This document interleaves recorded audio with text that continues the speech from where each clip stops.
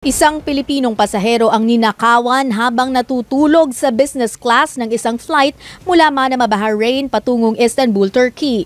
Ayon kay Enrique Soriano, isang business advisor at kolumnista, nawalan siya ng halos $2,000 at iba pang foreign currencies na nakalagay sa kanyang bag sa overhead bin.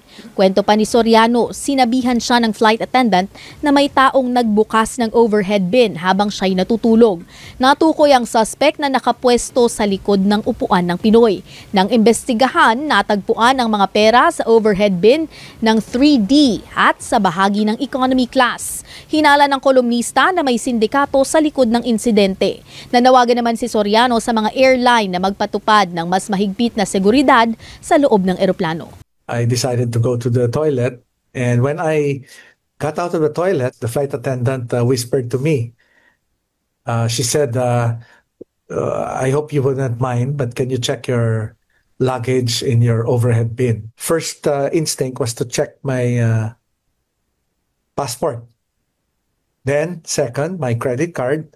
And then I zeroed in on my dollar pouch, where I usually put all the currencies every time I travel. And then it was open. Doon niya natuklasang wala na ang halos $2,000 na nakalagay sa pouch. She said that there was a person who opened your overhead bin and you were asleep and it was dark and we felt that you needed to know. I said, who is this person? Flight attendants, now two of them, said, that person is seated behind you. 3D.